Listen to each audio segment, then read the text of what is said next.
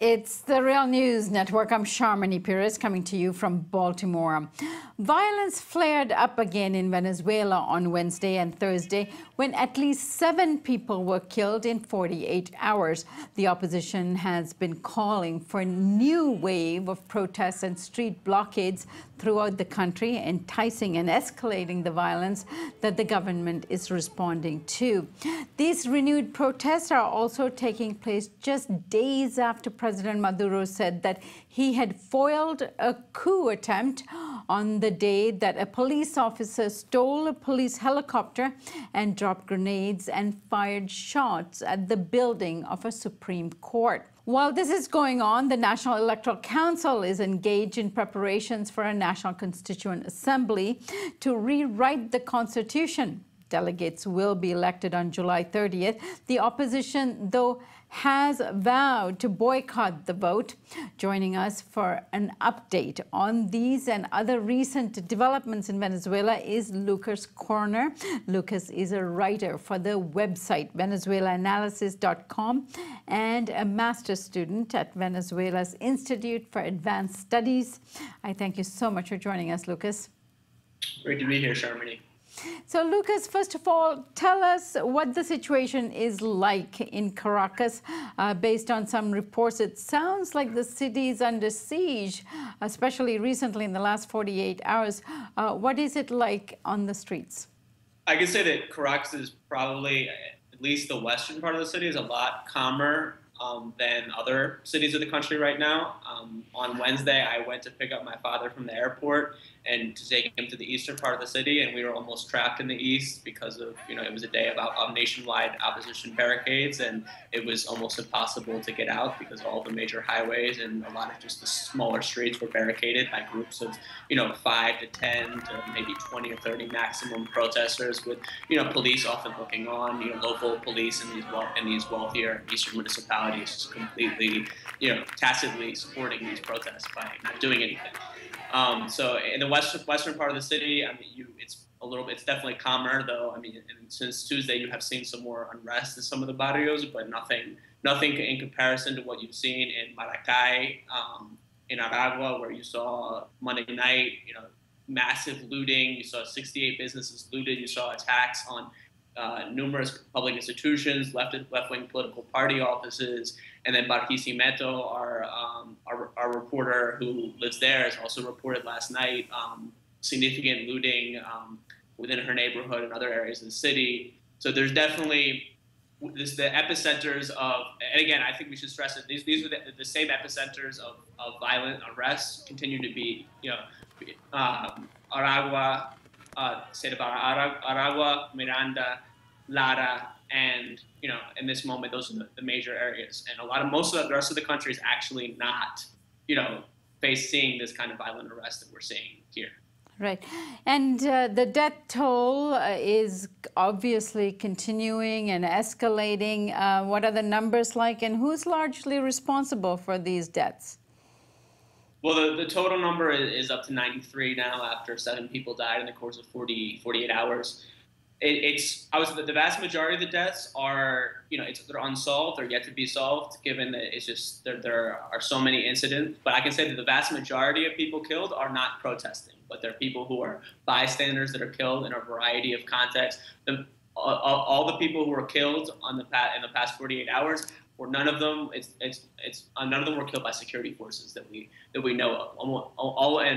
I think 2 of them at least were killed when they were walking down the street near a protest, and they were shot. And they could have been shot by security forces. They could have been shot by protesters. We don't know. One case, a death at a barricade where a truck reached a barricade in Maracaibo in the west, and they attempted to loot the truck. And it reversed, and it hit a motorcyclist and ran over the motorcyclist. And then the protesters at the barricade threw Molotov cocktails at the truck, incinerating the truck and the motorcyclist, who was burnt alive. And then one of the people in the truck all suffered burns on 90% of his body, 95% of his body. So, it's, there's just a level of brutality that, there's definitely 13 confirmed deaths that have been attributable to security forces, and that's probably goes a little bit higher. Attorney General office has claimed that up to around 20 are, human rights abuses, i.e., killed by state security forces. But Venezuela analysis, we've according to our numbers, at least 24 people are victims directly or indirectly of opposition political violence. So these are a range of cases, whether, Oliver Camargo, who 10 minutes from my house was shot in the face because he went through an opposition barricade, or cases as in this former Olympic swimmer in the east of the city who was going down a highway, and there was someone who was turning around because there was a barricade and there was an accident, and he died. So these are just all these accidents that are caused by this extremely unsafe conditions that are being promoted by the opposition's call to take to the streets indefinitely until the government falls. Right. And how are the general population reacting to all of this? We know that the situation is very heightened with the opposition and people affiliated with them engaged in these protests and street blockades. And then, of course, the government is responding to all of that. But how are ordinary citizens responding to this kind of heightened violence in their cities? I think the opinion polls continue to bear out that the vast majority of the Venezuelan population, at least 80% or more, rejects violent protests and wants them to come to an end. And the similar numbers support dialogue between the opposition and the government for a negotiated solution that can de-escalate tensions. So I think that the vast majority of the population is not participating in these violent protests and rejects them. And so there's definitely I think in terms of the position towards the government, that is definitely more polarized because, among, I guess, maybe the poor traditional base of the government within the barrios, while there's immense dissatisfaction with the government, there's not support for immediate, snap presidential elections for Maduro to be ousted, which is basically the position of the opposition, the right-wing opposition coalition. But, in middle-class areas, there is support for such a kind of radical demand. So it definitely varies among the population. Right. And then explain what just happened this past week with the police officer stealing a helicopter and the shots that were fired. What was that all about? We still are very unclear about the situation. It's very strange.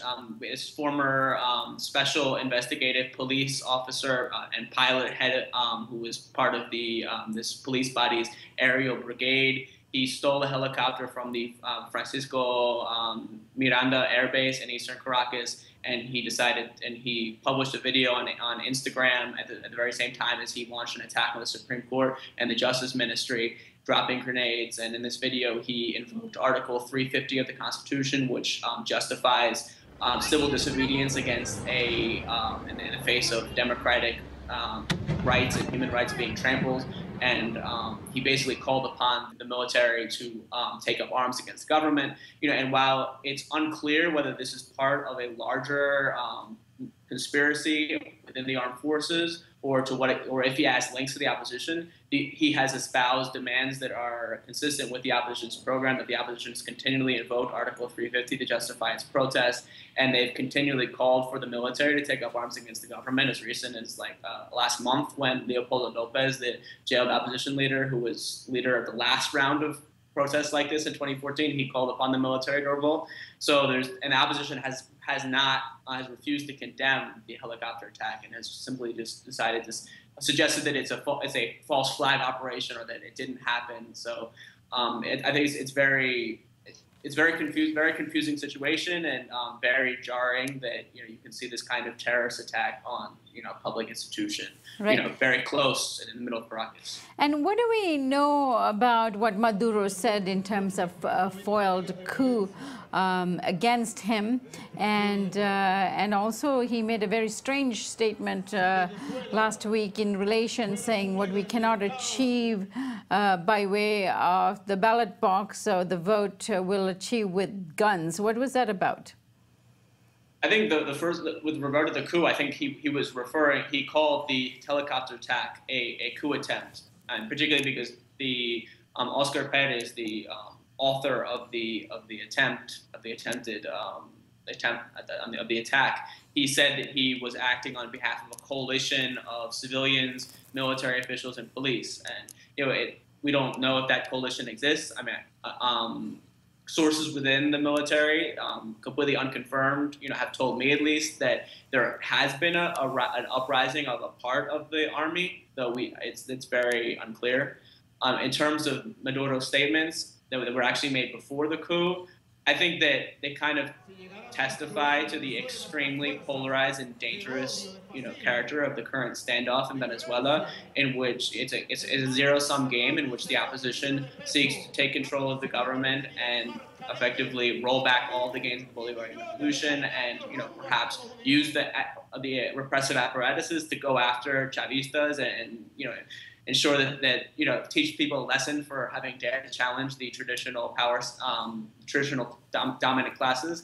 Meanwhile, there are the Chavista sections of the government, and definitely many sectors of Chavismo, of the popular sectors, absolutely would not tolerate an opposition government and might, in fact, take up arms. So, I mean, I think that, I don't think civil war is likely, but it should not be discarded in the situation that there are a lot of guns in this country, and it's a zero-sum game, as I said. Right. And Maduro might have been lashing out in frustration. Whenever he speaks, he makes reference to the fact that the opposition in Venezuela is supported by the United States. And we know from past experiences and the coup attempts on President Chavez and so forth that this is not hypothetical. There was lots of evidence pointing to the fact that the U.S. may have been quite involved in the previous coup d'etat. What evidence, if any, do we have when President Maduro lashes out at the U.S. in this way? I mean, the U.S. intervention is not something that is, the U.S. supported this action, or it's a structural reality in which the United States finances the Venezuelan opposition, and that ultimately, while they certainly have local autonomy, in the end, they receive their green light from Washington if they're going to do anything. And it's clear that that the opposition is receiving the green light to go ahead with this, indefinite,